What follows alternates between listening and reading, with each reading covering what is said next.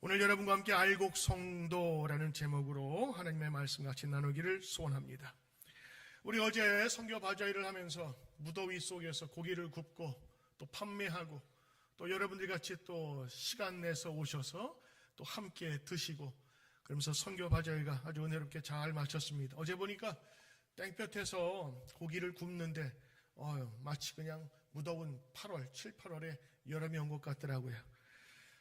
여름이 점점 다가오고 또 폭염이 기승을 부리는 이때에 이 더위를 물리칠 노래 하나를 여러분에게 소개하려고 합니다. 어떤 노래일까요?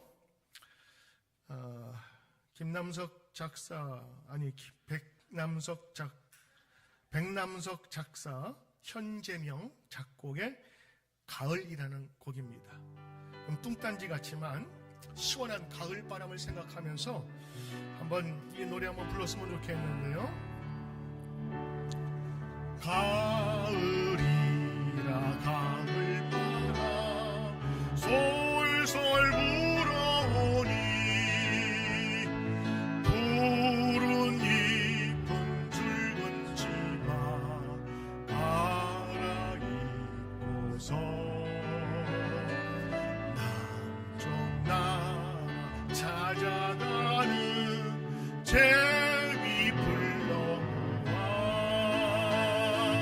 너희 오면 다시 오라 부탁하노라.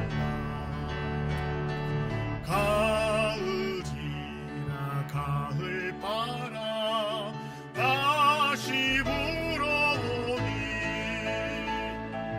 밭에 곡식들은 눈빛 같구나. 추운 겨울 지날 적에 우리 먹이려고 대자연이 내려주신 생명의 양식. 제가 이제 따라 부르는 것을 보니까 연식이 좀 있거나 한국에서 초등학교를 나오신 분들이에요. 아마 일찍이 여기 미국 오신 분들은 이게 무슨 곡인지 잘 모르겠지만 이 곡은요 한국에서 초등학교 교과서에 있기 때문에 초등학생은 무조건 다 배우고 또 이거를 또 어떤 때는 가사까지 외워서 불러야 수미양가 수를 받기 때문에 저도 이거 예전에 암송한 적이 있습니다. 오늘 갑자기 설교 시간에 웬 동요냐 찬송가도 아니고 이렇게 의아하게 생각하는 분도 계실 거예요. 또 지금 여름 다가오는데 웬 가을 노래냐. 여러분의 생각 존중하고 또 동의합니다. 그런데 말입니다, 우리가 알고 있는 이 동요가 1936년 동요로 부르기 전에 일제강점기에 교회에서 부르던 찬송가라는 사실 아세요? 모르시잖아요. 저도 몰랐어요. 진짜? 이건 너무 유명한 곡인데 이게 찬송가였다고? 옛날에는 동요 같은 것이 없었으니까 찬송가나 민중가요에서 이렇게 따서 노래를 붙이는 경우가 참 많았어요. 2절 가사도 그래서 대자연이 내려주신 생명의 양식 그렇게 돼 있잖아요. 근데 원래 가사는 하나님이 내려주신 생명의 양식이에요. 그러니까 국정교과서에 들어가면서 기독교적인 냄새가 나니까 하나님을 대자연으로 바꾼 거예요. 그래는 이미 생명의 양식, 이건 성경에 나온 말이니까 벌써 기독교적인 성경의 냄새가 나지 않아요? 여러분이 몰랐던 그리고 감추어졌던 3절, 4절이 있어요. 교회에서 즐겨 부르던 어린이 찬송가에 나왔던 3절, 4절이 있는데 제 가사와 함께 부를 테니까 여러분 한번 따라 불러보세요. 인생사철 가을바람 이제 불어오니 검은 머리 백발 되어 은빛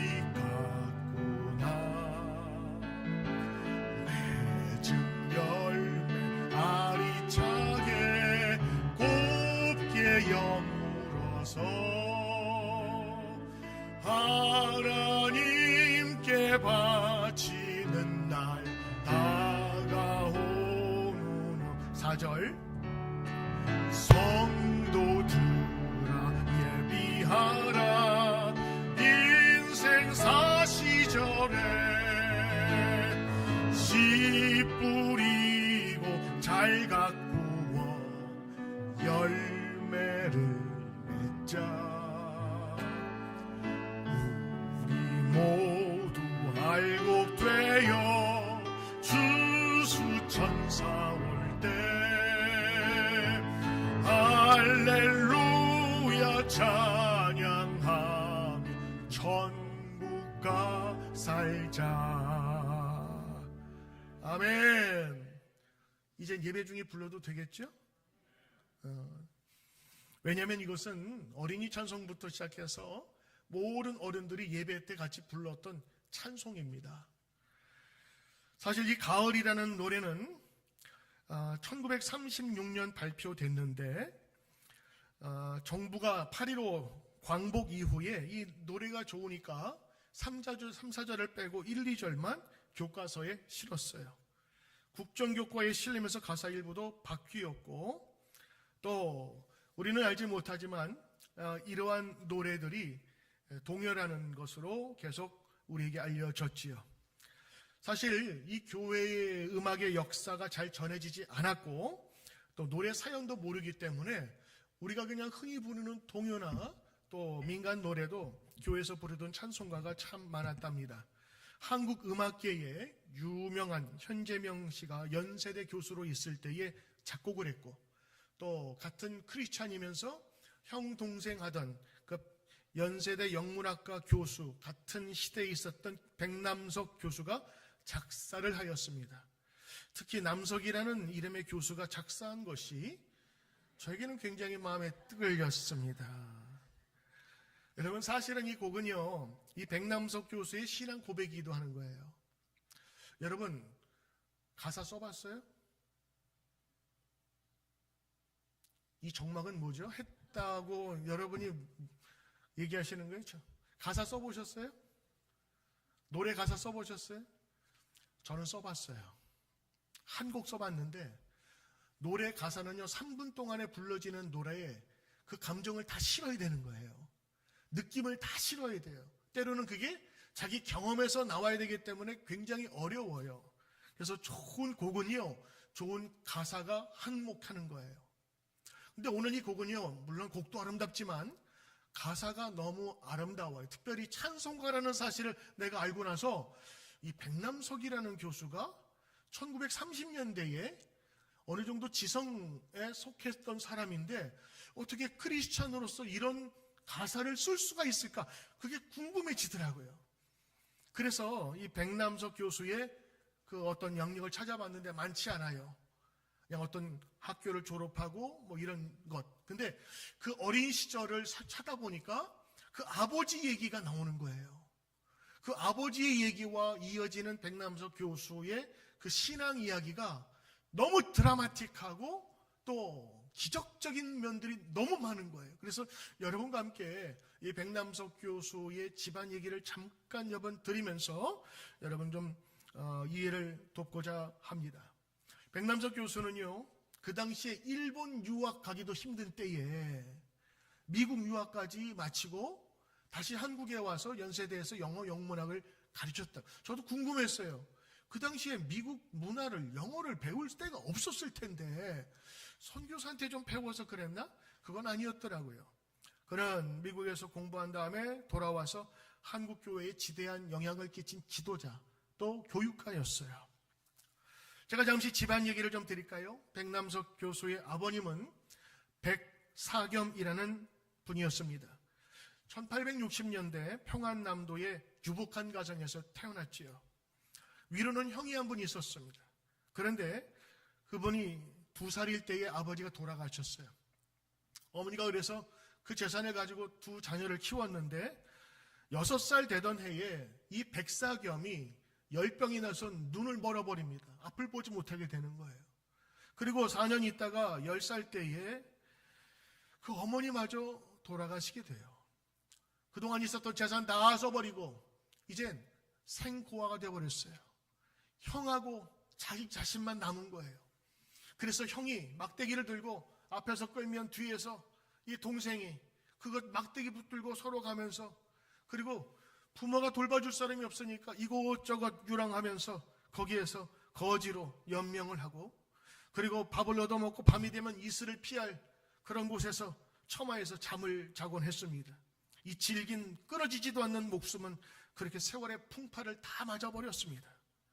몇 년 후에 그렇게 거지처럼 살다가, 아니 거지로 살다가 형이 이제 나이가 되어서 돈을 벌어야 되는, 그래서 머슴으로 들어가게 됐는데 눈먼 동생을 데려갈 수가 없잖아요. 그래서 이 동생을 어떻게 할까 하다가 그 당시에 맹인들이 할 수 있는 가장 좋은 직업은 점치는 거였습니다. 그래서 이 동생을 그 점술가의 집에 맡깁니다. 내가 돈을 댈 테니, 학비를 댈 테니 이 아이를 잘 가르쳐 달라. 그래서 그 점술 집에 맡겨서 점술을 배우게 합니다. 점 보는 거예요. 점술에는 두 가지가 있다 그래요. 하나는 진짜 신의 영감을 받아가지고 귀신의 능력으로 점을 치는 거예요. 속에까지 다 보이고 내가 보인다. 두 번째는 배워서 하는 점술사가 있어요. 이 사람들은 주역이라든가 또 여러 가지 예전에 점 보는 그런 방법들이 있었는데 그걸 공부해서 했는데, 맹인들은 이 눈이 멀어서 시작을 했으니까 주로 배워서 한 것이에요. 이 소년 백사겸을 문화생활을 받은 점술가는요, 그들을 딱하게 여겨서 수업료도 깎아주고 각별하게 교육을 시킵니다. 근데 이 소년 백사겸이 머리가 좋았어요. 그래서 4년 만에 스승이 하고 있었던 모든 것들을 다 통달하고 외워버립니다. 그래서 젊었을 때에 스승에게 독립해서 평양으로 시작해서 원주 각 곳에 다니면서 점 봐주면서 돈을 벌기 시작했어요. 정말 그는 청출어람이었어요. 스승이 준 산통이라고 있어요. 여러분, 산통 깬다는 말이 있죠. 그게 뭔지 알아요?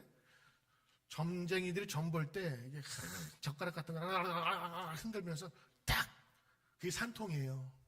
산통 깬다는 말, 그거 깨면은 점쟁이는 점 못 치는 거란 말이에요. 그 다음에 죽장이라고 쫙 대나무 같은 거 펴가지고 이제 점 보는 건데, 그거를 받고 고향으로 돌아왔어요. 그리고 눈치가 빨라서 말재주가 뛰어나서 손님들이 많이 있었다고 합니다. 서울로 돌아와서 벽제 일대에 자리를 잡았는데 20년 동안 점을 치는데 기가 막히게 쳤나 봐요. 그래서 고향읍의 백장님, 그러면 명복이다. 명복은 아주 점 잘 치는 그런 점쟁이라는 뜻인데 유명했어요. 양반집에서 가마를 보내서 초대할 정도 복수불가가 되었어요. 돈도 많이 벌었어요. 물질적으로 부족함 없는 삶을 살았는데 그를 이제 쓴 자서전을 전기를 보면 돈은 많이 벌렸는데 가슴이 무겁고 어두웠대요. 두 가지 이유 때문에 그랬는데, 하나는 이 점술이라는 것이 사람을 속이면서 그 돈을 갈취하는 것이다라고 하는 그런 마음의 가책 때문에 마음에 괴로워했고, 사실 배워서 하는 점술은 거의 다가 사기술에 가깝다라는 것들을 본인이 알고 있기 때문에 점치러 오는 사람들이 어렵고 힘든 사람이었기 때문에 마음에 짐이 있었던 거예요. 또 두 번째는요, 자기가 이런 점술을 하다 보니까 자기도 모르는 앞날을 다른 사람을 맞춰주고 있는 자신을 본 거예요. 내가 지금 무언가를 잡고 깨달아서 지금 죽어도 좋다라고 하는 진리에 대한 갈망이 그 속에서 싹트고 있었던 거예요. 자신이 배운 사기술 말고 인생을 걸 만한, 그래서 진리를 알고 싶은 그런 마음은 있었는데 누가 가르쳐 주어야죠. 시간이 흐를수록 재산은 넘쳐나게 불어났어요. 결혼까지 해서 자손들도 많았습니다. 3남 4녀를 두었다니까 자손도 꽤 많이 낳았어요. 마음의 짐을 덜기 위해서 그는 두 가지 노력을 합니다. 하나는 자기가 옛날에 거지였기 때문에 거지들에게 잘해줬어요. 먹을 것 주고 입혀주고 돈도 주고, 부인은 남편의 뜻을 좋게 여기고 찾아오는 사람에게 음식도 돈을 아낌없이 내어주었습니다. 또 하나는 영적인 노력인데, 이 진리를 깨닫기 위해서 새벽 치성을 드리기 시작해요. 그래서 시원한 냉수로 세수하고 깔끔하게 옷을 갈아입고 자기가 만든 제단에 무릎을 꿇고 참된 진리를 알게 해달라고 그냥 비는 거예요. 누구에게가 아니라 어떤 귀신이든지 나의 소원을 들어달라고 그 새벽마다 치성을 18년간 했대요. 근데 아무런 반응이 없는 거예요. 그래서 너무 자책이 되고 이거 안 되나 보다, 이게 끝인가 보다 해서 결국에는 자기 목숨을 버릴 그런 계획도 몇 번이 했지만 그 마음속에 그런 생각이 드는 거예요. 죽는 거야, 언제든 죽는 거니까 한번 이 진리라도 좀 만나보자. 그래서 100일 기도를 작정을 합니다. 철야 기도를. 그 당시에 도교가 유명인데 도교의 경전인 태율보신경을 암송하면서 기도합니다. 100일 동안 기도를 했어요. 철야 기도. 밤 8시에 시작해서 새벽 뜰 때까지 밤새도록 기도한 거예요. 기도가 끝나던 100일째 이제 천지신명이 나에게 큰 기적을 보여주리라라는 기대를 갖고 있었는데 실망스럽게도 기대했던 게 아무것도 없었어요. 단지 같은 동네에 김재옥이라는 여성이 있었는데 그 여인은 전도하면서 성경책을 팔거나 또 책을 이렇게 파는 사람이었어요. 그 사람이 같이 왔는데 그 사람이 책 하나를 주면서 읽어보라고 한 거예요. 맹인이 무슨 눈이 있어서 책을 보겠어요. 근데 책을 주는데 이 맹인이 딱 그것을 받는 순간에 무슨 독충, 이 독한 벌레 같은 게 딱 무는 것 같은 느낌이 들더랍니다. 그 당시 기독교는요, 조상을 업신여긴, 그래서 제사를 금하니까 조상을 업신여기고 또 사교라고 인정이 돼서 잘 사람들이 인정을 하지 않았던 것이에요. 그러니까 그걸 가지고 장롱 깊숙이 넣으라고 아내에게 얘기를 한 거예요. 근데 며칠 후에 아주 이상한 꿈을 꾸는 거예요. 자기가 꿈을 꾸는데 꿈속에서 자기 눈이 떠졌더래. 그 눈 뜬 상태에서 하늘로 이렇게 쭉 올라갔는데 거기에 한 귀인, 아주 멋진 분이 산통을, 은으로 만든 산통을 주면서 받아라 그러더래요. 그러면서 이것은 의의 산통이니, 의로운 산통이니, 진리의 산통이니 받아라. 나는 예수다. 그러면서 그 산통을 갖고 온 거예요. 그러면서 잠이 깼어요. 이게 무슨 일이지? 100일 기도 이후에 김재옥이라는 여자가 100일째 찾아왔고 그가 전해주었던 그 책을 다시 한번 눈여기게 생각하면서 보기 시작했어요. 사실 이런 어수선한 그런 상태에서 장인이 찾아왔는데 그 장인이 자기 딸의 얘기를 들으니까 사위가 지금 막 혼란하고 점도 못 치고 들어보니까 장롱에 있었던 거 꺼내오라 그러면서 읽어주었는데 그 건너방에서 백사겸이 다 듣고 있었던 거예요. 그 내용이 뭐냐면 인가귀도라고 하는 책인데 중국의 한 사람이 우상 숭배하면서 돈도 많이 벌었다가 이 도박에 빠져가지고 패가 망신하고 그러다가 복음을 듣고 다시 회복되고 가정이 서는 이야기였어요. 근데 그 이야기를 듣는 중에 마음의 감동과 감화를 받습니다. 그리고 그 예수님이라고 하는 산통, 은으로 만든 산통이 바로 하나님의 말씀임을 그가 고백하고 받아들이게 돼요. 그리고 그 매서인을 통해서 준 성경과 그 인가기도 책을 통해서 예수를 믿기로 결심합니다. 그때 마침 그 고향읍에 감리교회가 하나 설립되었는데 남감리교회 선교사 리드 목사님이 와서 예배를 인도하고 세례를 베풀었는데 그 예배에 참석해서 세례를 받게 돼요. 온 가족이. 세례를 받는 날 그분은 대표 기도를 드리는데 기도 중에 그분은 그동안 자기가 사람들을 속이고 그리고 돈을 갈취했던 그런 마음의 부담감, 그리고 자신이 허황된 것을 꿈꾸면서 이야기했던 그 모든 것에 대해서 하나님의 큰 자란 마음으로 회개하면서 거기에서 통곡을 했더래. 통곡이야. 내가 잘못했습니다. 사실 그 사람 잘못한 건 뭐가 있어요? 점치는 것밖에 없었는데 그 통곡하는 것을 그 사람들이 듣고 저 사람 왜 저럴까 하다가 자신의 그 죄를 고백하는 모습을 보면서 많은 감동을 받고 그리고 그 소문난 점쟁이가 회심했다, 예수님 만났다라는 소식이 그 동네에 싹 퍼지기 시작했어요. 세례받은 이후에 어떻게 변했을까요? 그동안 돈벌이로 돈을 많이 벌었던 점수를 하지 않습니다. 청산해버립니다. 나 이제 점 못 보겠다. 점수를 통해서 번 재산을 두고 고민하기 시작합니다. 당시에 그 집안에 현금 3,000냥이 있대요. 3,000냥 얼마 되지 않은 것 같지만 혹시 이런 속담 들어봤어요? 말 한마디에 몇 냥빚 갚는다? 1,000냥빚은 엄청난 돈이에요. 근데 1,000냥이 아니라 3,000냥이 있었대. 그 3,000냥을 엽전으로 바꾸면 30만 개랍니다. 300 맞나? 300,000 맞아요? 맞죠? 30만 개 엽전을 집에 깔려면 어떻게 되겠어요? 이거는 깔고 자야 돼요. 방, 안방, 마루에 깔아야 30만 개가 되는 거야. 그만큼 많은 돈이 자기에게는 이제 돈 냄새가 역겨워지기 시작해요. 왜? 그 돈을 볼 때마다 가난한 이웃들을, 가난한 고아들, 가난한 사람들의 것을 빼앗았다는 생각에 그래서 기도를 했대요. 하나님, 이거 돈을 어떻게 정리해 주세요. 그랬더니 어느 날 밤에 도둑 몇 명이 들어와서 그분의 그 엽전을 가져가셨대. 그 아내는 두려워서 떨고 있었고, 근데 그 옆에서 이 백사겸 씨는 엎드려서 감사 기도를 드렸다는 거예요. 불의하게 번 돈을 불의하게 가져가시니 감사합니다. 이렇게 내 기도에 응답하시니 감사합니다. 기도했대요. 돈 다 털렸잖아요. 그리고 나머지 있던 재산들, 땅 문서 다 정리를 해서 다 팔아서 가난한 사람에게 준 거예요. 한 걸음 나아가 그 사람은 자기가 거지가 되기로 결심을 하고 아내에게 요청합니다. 나하고 이혼해 주시오. 나하고 가면 이제 거지꼴, 우리 아들, 딸들 다 거지가 되니 당신 아이들 건사하시오. 그 부인이 듣고 통곡을 했다 그러죠. 왜? 나는 당신 교회 가서 세례받고 은혜 받는 것을 보면서 하나님 있다고 생각하고 얼마든지 따라갈 생각을 했는데 나하고 이혼한다는데, 그러면서 부인도 울고 결국에는 부인이 자식과 함께 거지의 길을 걷게 결심합니다. 백남석이라는 그 장남이거든요. 그걸 다 어렸을 때 겪었을 거 아니겠어요.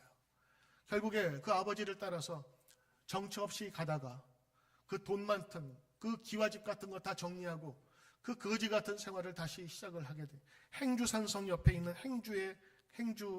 거기에 정착을 하고 또 그곳에 교회를 다니기 시작했는데 이미 알잖아요. 저 사람이 백사겸이라는 점술가이라는 거. 그러니까 교회에 와서 그 사람에게 간증을 부탁하고 또 간증은 많은 사람에게 은혜를 끼쳤어요. 이 복술가 백사겸이 이제는 벌이가 없으니까 그 선교사님이 그에게 적은 금액을 주면서 전도사로 이렇게 취업을 일할 수 있도록 사역을 같이 돕습니다. 그래서 유급 전도사로 삼게 되고, 또 사실은 점쟁이 시절에 번 돈에 비하면 아무것도 아니지만 그분은 자족하면서 부르는 곳마다 간증과 전도를 했다고 그래요. 부르는 곳이 없으면 아들을 앞세우고 사람들이 모인 곳을 찾아다니면서 전도해. 그 아들이 백남석이에요. 그분은 회심한 이후에 자기가 성경을 읽을 수가 없잖아요.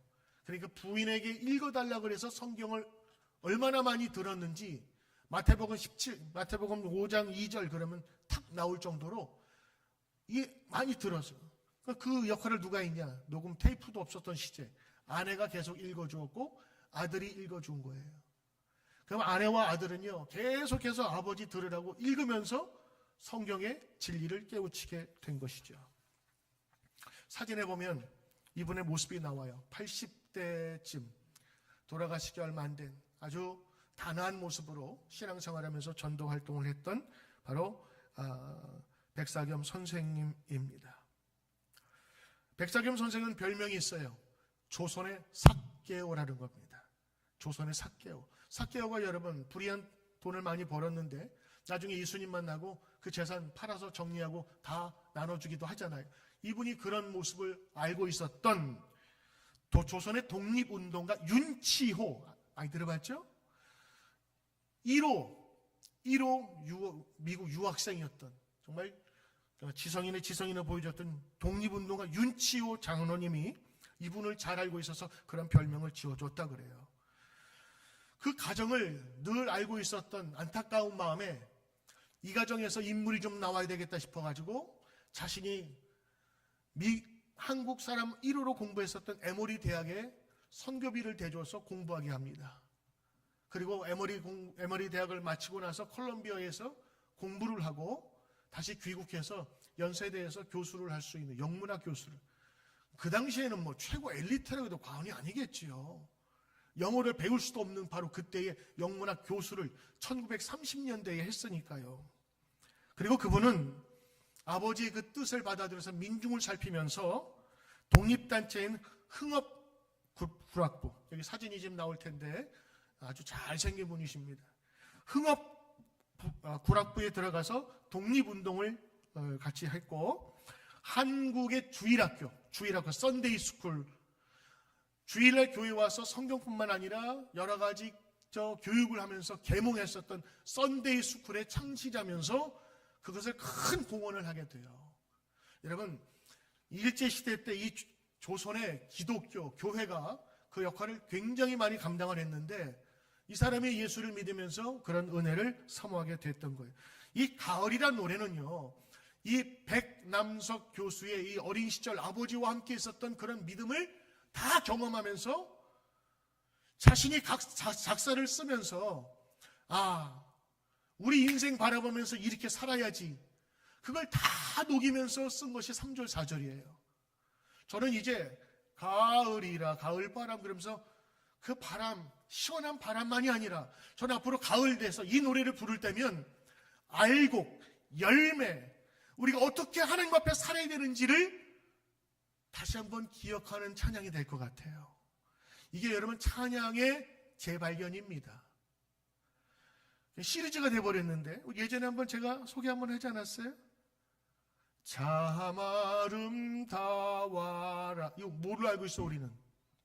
야외 예배 전용 찬송가였지. 무조건 야외 예배 나가면 이 찬송 부르고 교회에서는 한 번도 안 불렀어.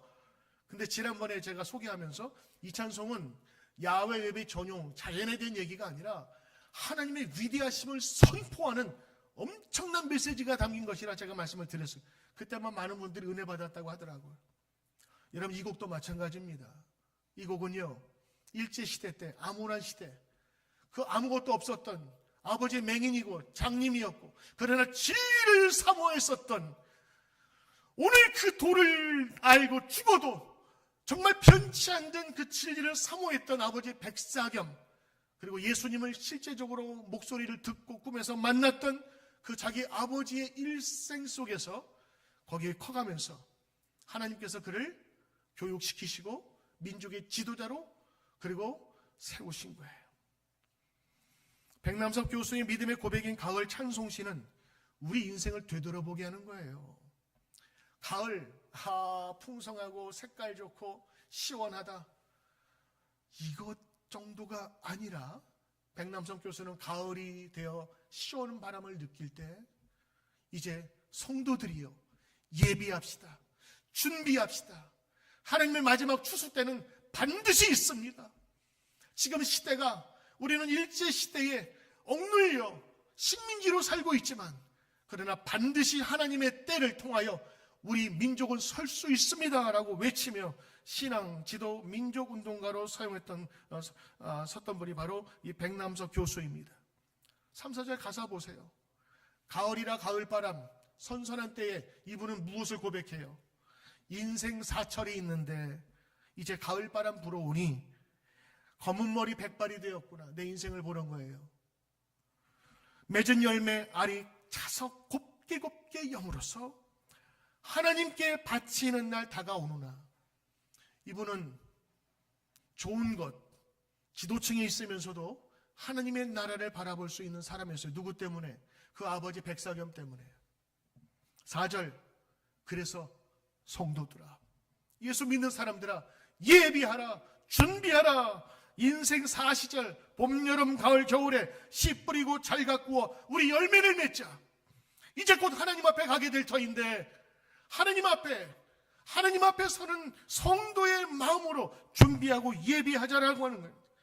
그래서 우리가 모두가 무엇 되자? 알곡 되자. 알이 꽉 찬 곡식 되자. 쭉정이가 아닌 알곡 성도 됩시다. 추수 천사가 와서 추수를 할 때 할렐루야 찬양하며 천국 가서 살자 이게 찬송가입니다. 저는 오늘 그분이 믿음의 고백을 했다고 봐요. 그분에 대한 양력을 찾을 수가 없어요. 아버지 이야기는 있지만 백남석 교수 이야기는 한 몇 줄밖에 없어요. 그러나 그 아버지로부터 함께 살아왔던 시절을 제가 유추해 보면서 생각해 보았을 때 하나님께서는 예수님 만난 그의 아버지를 통하여 그를 믿음 안에서 훈련시키시고 또 유학하면서 공부하면서 민족의 지도자로 세웠을 것이라 생각합니다. 예수님은요, 오늘 성경 읽은 마태복음에서 이렇게 얘기했어요. 좋은 씨가 있는데 말씀의 씨입니다. 하나님의 말씀의 씨가 좋은 땅에 뿌려지면 30배, 60배, 100배의 열매를 거둔다.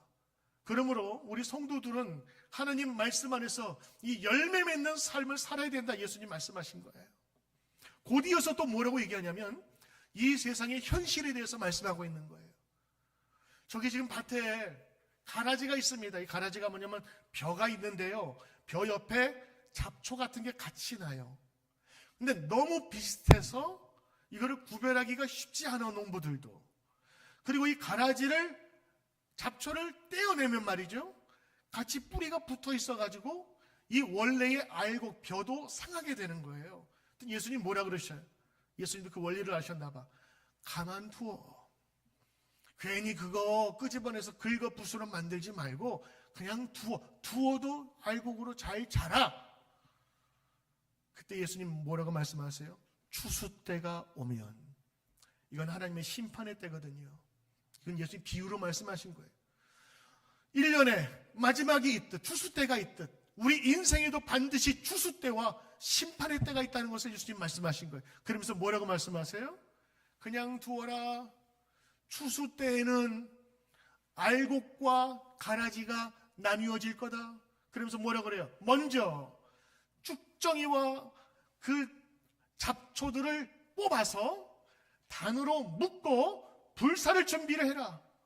이건 영영한 지옥불에 들어간다는 거예요. 그리고 알곡은 따로 모아서 곡간 안에 천국에 두리라. 예수님의 지나가는 얘기가 아니라 예수님의 실제적인 얘기라. 오늘 백남석 교수는 그의 인생 속에서 천국을 바라보면서 시대는 암울했어요.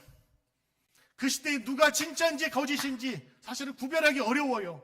그러나 마지막 하나님 앞에 서는 날 우리 모두는 알곡이 되었을 때 우리 하나님 앞에 귀히 여기는 성도가 될 것이라는 그런 믿음으로 살았던 것은 분명해요. 저는 앞으로 이 가을이라 솔솔 가을바람 불어오니 이 노래 부를 때마다 저는 백남석 교수가 생각날 거예요. 그리고 그분이 살아왔던 추수 때에 하나님의 알곡 백성으로 우리가 살아야 되지 않겠냐라는 그분의 분명한 외침이 늘 기억나지 않을까요? 여러분도 그런 가곡을 부를 때마다, 동요를 부를 때마다 이 백남석 교수의 믿음의 고백이 있기를 바랍니다. 저는 오늘 여러분에게 요청합니다. 예수님이 말씀하셨듯 추수 때는 반드시 옵니다. 추수 때는요, 있습니다. 여러분 교회 다니고 예수 믿고 그냥 다니면 애들 착하게 자라고 조금 멋지게 살아가는 것처럼 보이고 교제와 사교가 이루어지는 이 교회의 커뮤니티 정도로 생각하지 마세요. 교회는 이곳과 천국을 이어주는 곳이에요. 그래서 귀한 겁니다. 때로는 사람들끼리 막 싸우고 다투고 지저분한 모습이 보일지라도 이곳을 통하여 우리는 하나님의 역사와 천국을 만나게 되는 거예요. 저도 그래서 이 길에 뛰어들었고 이 길이 진리이기에 여러분과 함께 신앙생활하는 겁니다. 사랑하는 성도 여러분, 우리 인생은 이대로 끝나지 않아요. 반드시 추수 때가 있습니다. 오늘 백남석 교수의 이 자기가 쓴 시처럼 고백처럼 맺은 열매 곱게 여물어서 이제 하나님께 바치는 날 오는구나. 그러므로 성도들아 예비합시다. 우리 모두 알곡되어 천국 백성 됩시다. 천국 백성 됩시다. 알곡됩시다. 오늘도 여러분의 삶 속에 이러한 진리를 깨달아 축복이 되는 은혜가 저와 여러분에게 넘치기를 기도합니다. 하나님 아버지 고맙습니다. 오늘도 우리에게 허락하신 귀한 말씀을 듣고 백사겸 선생님과 백남석 교수의 이야기를 통하여 하나님 우리도 알곡 백성 되기를 원합니다. 진실한 백성, 참된 백성이 되도록 주님 축복하여 주시옵소서. 예수님의 이름으로 감사하며 기도드리옵나이다. 아멘.